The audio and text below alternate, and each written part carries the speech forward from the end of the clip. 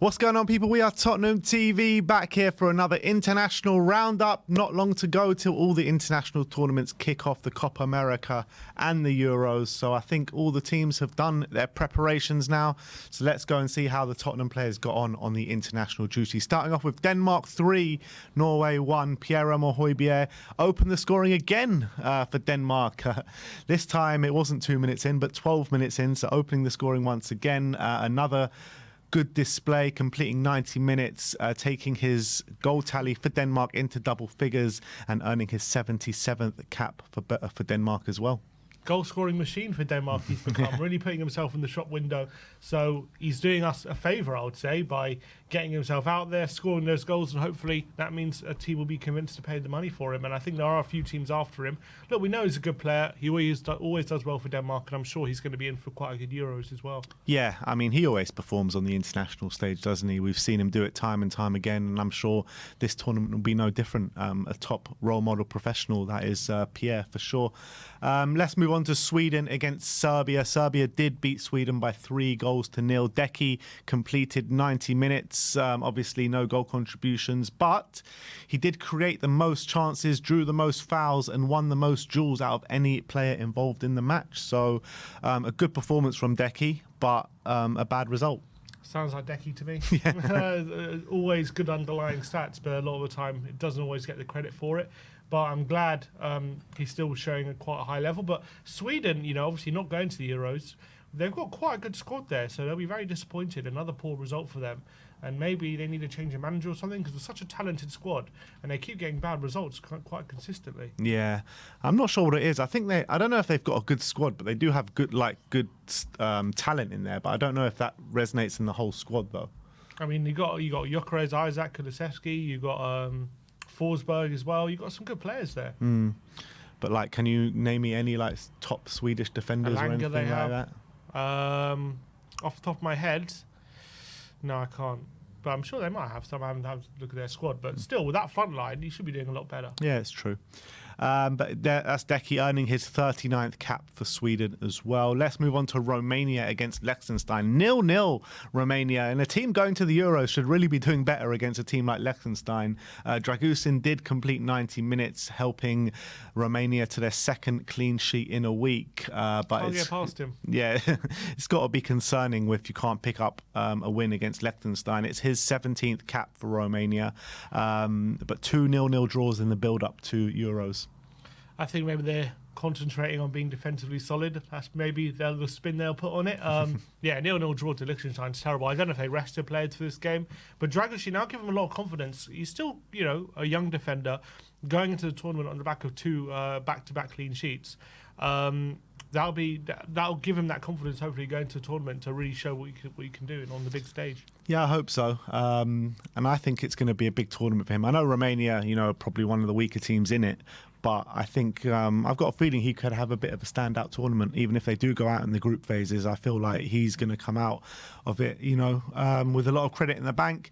Next up, let's talk about the England elite team. England under-20s they played Sweden under-21s. Dane Scarlett captained the side as they won by 2-1, and he even got a goal to his name as well. So they played in Croatia on Friday. So Dane Scarlett producing for the England under-20s once again. Yeah, and he's off the back of, the last international break, he scored, I think, a hat-trick, didn't he? So he seems to be really on fire for the England under-20s. Unfortunately, hasn't really translated yet into when he's gone out on loan or when he's been part of the Tottenham squad, but at least he's keeping that momentum going in terms of being that player that people look at with a lot of potential.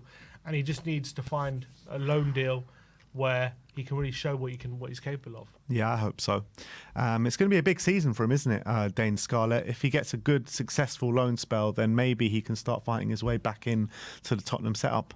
Let's move over to Africa as Pape Matar was in action for Senegal as they beat Mauritania 1-0, which was actually a really crucial victory. Pape registered an assist in the 1-0 away victory in the World Cup qualifying on Sunday. He received the ball out wide on the left touchline, about 35 yards out, and the midfielder cut inside his defender before whipping in a superb right-footed cross into the danger area where Habib Diallo was there to nod home from 6 yards out.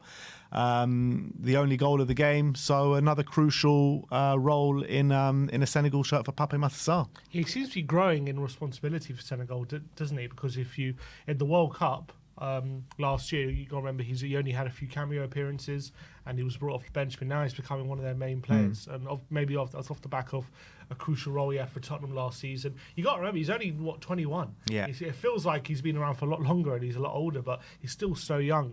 Got so much potential, and I'm glad he's now contributing for Senegal as well. He's got a big future for club and country, I feel. Yeah, so. absolutely spot on. And he did complete the 90 minutes, earning his 18th cap in a Senegal shirt. Moving on to Slovakia against Wales. Slovakia won 4-0 in the friendly. Brennan Johnson started the game, earning his 30th cap, but he did get hauled off at the hour mark. Apparently not a great performance from him or anyone in a Welsh shirt on that day. Davis didn't play? No, they weren't in the squad. I think Davis must be injured or something because he hasn't been in both squads. No wonder it was 4-0. Exactly. No wonder. Yeah, disappointing. Obviously, Slovakia getting ready for their tournament, so maybe they're going to be more prepared for this game. But Wales will be disappointed to get a battering like that against a team like Slovakia. They would expect better than that. Yeah, they would do. Moving on to Italy against Bosnia, finished 1-0. Vicario was an unused sub during the game on the back of, making his first start for Italy, clean sheet. Look, I guess he's only going to go into the tournament as a backup keeper anyway, so they probably need to give some other keepers a chance. I think it was Donnarumma in goal. Yeah, Donnarumma is going to be the number one. It's the last game before the tournament starts, so logic states that they're usually going to go with the team pretty much that's going to be get ready for the tournament. So it's no surprise that Donnarumma takes his place. Vicario can only do what he did, which was when he played, keep a clean sheet and play well, which apparently he did. So if anything does happen to Donnarumma, I'm sure Vicario is going to be ready to step in, but can't really be relying on that. Moving on to South America as Argentina won by 1-0 against Ecuador, and Cuti Romero and Giovanni Lo Celso were the stars of the show, particularly Cuti Romero with an unbelievable assist on the day. It's becoming a hallmark. Well, not that the passes that he's making, but the way he, charges up the pitch, finds himself in those areas. It was an unbelievable pass with a little shift and pass into Angel Di Maria, who did finish the goal, which ended up being the winning goal, finishing 1-0. Romero earning his 31st cap, Gio earning his 51st cap, and Romero, 90 minutes played, 1 assist, 1 big chance created, 88 out of 93 accurate passes, 2 passes into the final third, 2 out of 3 accurate long balls, 1 clearance, 1 headed clearance, 7 ball recoveries, 2 out of 3 aerial duels won, and 1 foul won, while Giovanni Lo Celso created the most chances in the game, drew the most fouls in the game, and won the most duels out of any player involved in the match. So standout performance for both of them. Yeah, and Romero took that assist like he was a prime number 10. Literally, it was incredible, like a Cesc Fabregas or James Maddison, even one of these kind of players. The way he took it into his stride, turned on the ball when it looked like he was going to go for a shot, bamboozled the defender, then a perfectly weighted through ball into Di Maria to finish, and that was obviously the winning goal. And we know he's capable of that. We've seen it enough times in the Tottenham shirt about how good quality he provides on the ball. We know his passing for a centre-back is at a very high level. When he gets to those situations, he can be effective, and he's proven that time and time again.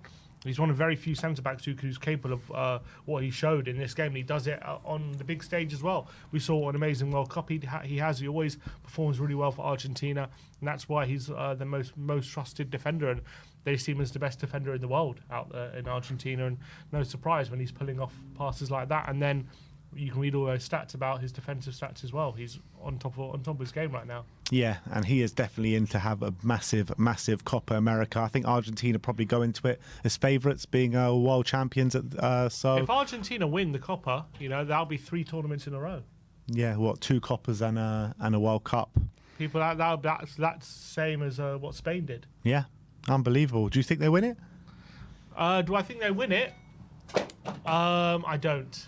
I think it'll be a step too far. But if they do win it, people are saying, oh, they're one of the best international sides ever. Yeah, I mean, definitely within their rights to make that argument. The other teams that could win it, obviously Brazil are always there. And I think Uruguay are dark horses going into this. Marcelo Bielsa, the way he's got them playing, the results that they're having at the moment. So it'll be massive for Bielsa and Uruguay if they can go and do something in this tournament. They're absolutely beating teams left, right and centre. And they beat Brazil and Argentina in qualifying as well. So... and I think Bielsa, the way he plays, could really suit a tournament kind of format as well. I agree. Just a little short burst of like being incredible over a short period. He's quite good at that. But if anyone's going to stop them, it's going to be Argentina, isn't it? In a tournament setting with Lionel Messi, probably his last copy, you reckon? Probably, but you might have said the last one was. Yeah. So I would never rule it out. But he's still playing very well. You know, he's still absolutely battering it in MLS. So I wouldn't be surprised if he stars again. Let's go back to Europe. Netherlands 4, Iceland 0. Kind of showing England how to do it, weren't they? The Netherlands, because England couldn't get over the line against Iceland, which was unbelievable. I don't understand how they're doing that. But Mickey van der Ven coming on with 24 minutes to go, and I think the game was pretty much won by then, though. Yeah, it doesn't look like he'll be getting a starting spot in the Euros, but I wouldn't be surprised if, he could earn one during the Euros, or if there's an injury, obviously he slots right in that left centre-back role. They play a back three, so a bit of a different system, but Koeman has been on record about how happy he is with Van der Ven, so it'll be interesting to see. Imagine the luxury you have of being able to leave out a defender like Van der Ven out your starting 11, but we'll see if they decide to go with them or not on the first game. Yeah, for me, dark horses for the Euros. I mean, we said it on the ball on our predictions. The defenders that they have to pick from is just unbelievable. They've got Matthijs de Ligt, Virgil van Dijk, Nathan Ake, Mickey van der Ven. What great options to have. But let's go and talk about Korea, as Sonny was at the centre of all the action as Korea beat China 1-0 in a World Cup qualifier. Sonny played 90 minutes, completed the most dribbles, won the most duels out of any player on the pitch. He was dazzling. He was dazzling throughout on that left-hand side. A real winger's display. The amount of nutmegs that were in there. He didn't give those China defenders a second to rest, did he? Every time he got the ball, he was so direct, trying to go for their throats. The only thing that the game was missing from Sonny was a goal, pretty much. Yeah, he had the party tricks out, nutmegs. He was literally, the China players couldn't get near him. Every time he got the ball, he was dribbling past at least 2 or 3 of them. He actually completed 6 out of 7 attempted dribbles during the game, so he was in electric form. Got a nice, was involved in the opening goal as well. Didn't quite get the assist, but obviously found good space on the left-hand side of the penalty area, had a good pullback and nearly found Hwang In-bom, but it fell to Kang In-lee instead, who scored. And he was just a threat all game, and he was by far the best player, and then also had the capability in stoppage time, running back on his attacking winger, getting back in position, making tackles as well. A proper captain's performance from Sonny, really stepped up for a career on the day. Yeah, he really did, and it was nice to see a bit of shithousery from Sonny as well. When the China fans were giving him some stick at 0-0, he turns around to them and just shows up a 3-0, because that was the scoreline when they previously played. I think I can't remember if it was back end of last year or earlier this year, but yeah, because it was a big rivalry against, obviously, Korea and China. So it was great to see that kind of side come out of Sonny as well, wasn't it? Definitely. Last couple of games to talk about. England under-20s were in action again against Republic of Ireland. Scarlett played 65 minutes, scoring again on the day, this time from the penalty spot. But Ireland did score a stoppage time equaliser in the game, but nothing much to report, to be fair. Yeah, again, Dane Scarlett on form for the under-20, so it was really, really great. And it's important for him and his confidence that he keeps scoring at that kind of level, because, as we said before, his confidence probably has taken a knock this year. Especially not being involved with Ipswich, coming back to Tottenham, only getting a few cameo appearances.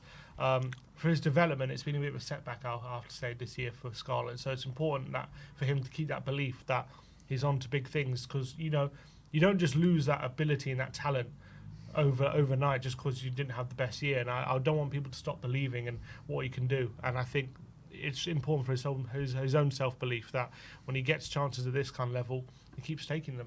Yeah, and it shows a good mentality if you can have setbacks like that and show how you respond when you get your chances. Yeah, I know it's still not, men's football, not the first team or anything, but it's the under-20s, still a fairly high level with some good players playing.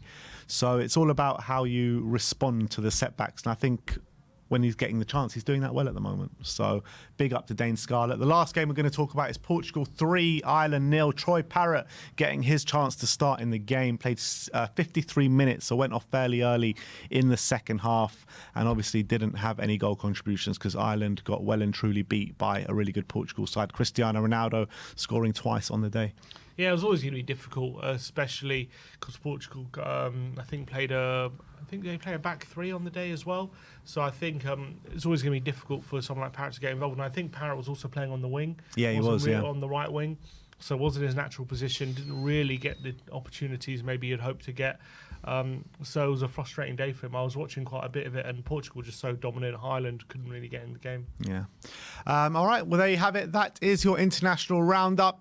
Exciting times. The tournament's about to begin, and I think it goes from 2 o'clock kickoff. I think the first kickoff in Euros is 2, or is it 11? 2. And football just doesn't stop till 5 in the morning when you're looking at the coppers. So it's a festival of football about to get underway. Let us know in the comment section below how excited you are. Who are your picks for both tournaments as well? But thank you everyone for joining us today. Like, subscribe and comment. And as always, come on you Spurs.